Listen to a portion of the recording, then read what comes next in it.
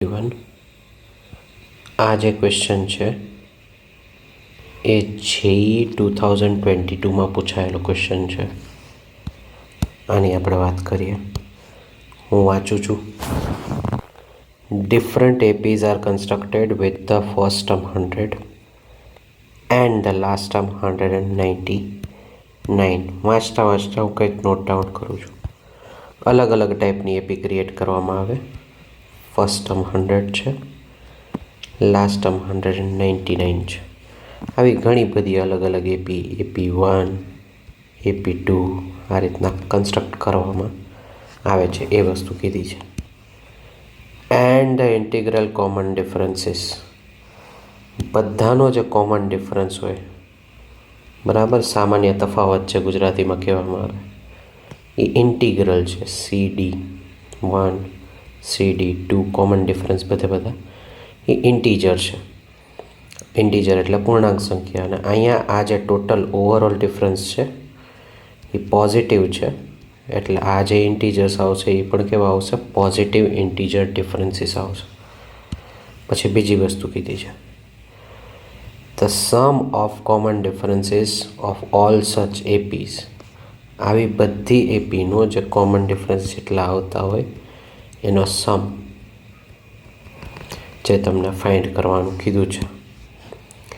Having at least 3 terms or at most 33 terms is. જોજો, આ રીતના વાંચતા શીખવાનું. The sum of common differences of all such APs is, એટલે ખબર પડે કે શું ફાઇન્ડ કરવાનું કીધું છે. પછી હવે મેઇન વાત આ આવે છે, હેવિંગ એટલીસ્ટ 3 ટર્મ્સ અને એટ મોસ્ટ 33 ટર્મ્સ. સમજવાની ટ્રાય કરીએ. તો અહીંયા ટોટલ જે ડિફરન્સ આવે છે એ 99નો આવે છે. 99 કેટલી રીતના બને? 1 ને 99 ટાઈમ્સ તમે રિપીટ કરી શકો, 3 ને 33 ટાઈમ્સ રિપીટ કરી શકો, 9 ને 11 ટાઈમ્સ રિપીટ કરી શકો. આનાથી ઊંધું 11 ને 9 ટાઈમ્સ રિપીટ કરી શકો, 33 ને 3 ટાઈમ્સ રિપીટ કરી શકો, 99 ને 1 ટાઈમ રિપીટ કરી શકો. તો જે કોમન ડિફરન્સીસ પોસિબલ છે એ આટલા કોમન ડિફરન્સ પોસિબલ છે.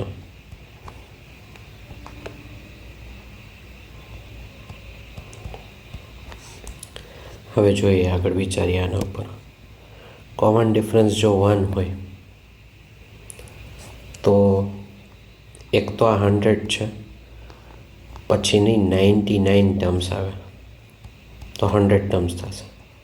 કોમન ડિફરન્સ જો 3 છે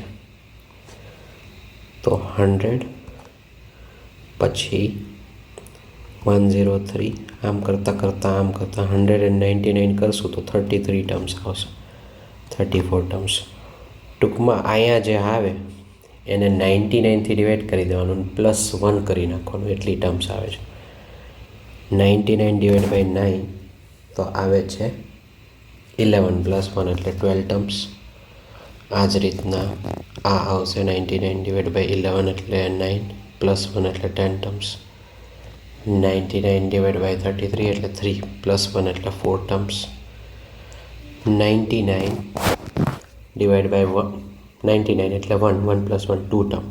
100 અને 199 બે ટર્મ આવી એની અંદર. હવે આપણે આ જે કન્ડિશન્સ આપી છે ને એના ઉપર ધ્યાન દે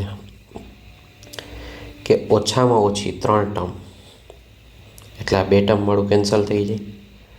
વધુમાં વધુ 33 ટર્મ એટલે 34 અને 100વાળું કેન્સલ થઈ જાય.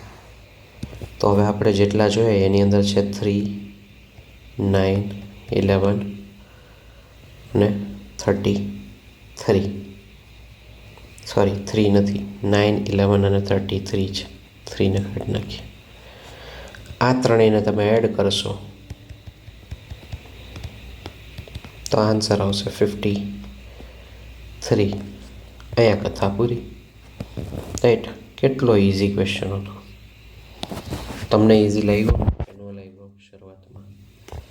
બરાબર, મને કંઈક કયો રિસ્પોન્સ આપો તો ખબર પડે.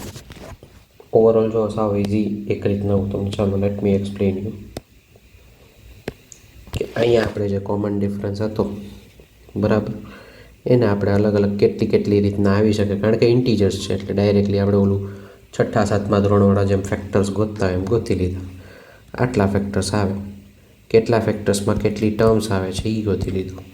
એની અંદર જે ટર્મ્સ લેવા લાયક નથી ક્વેશ્ચનમાં દીધા પ્રમાણે રિજેક્ટ કર્યું, તો આ ટર્મ્સ આવી શકે ત્યારે કોમન ડિફરન્સ કયા કયા છે એ કોમન ડિફરન્સને મેં એડ કરી દીધા. 53 આવી ગયું રાઈટ. ચાલો આ વિડીયોને એન્ડ કરીએ.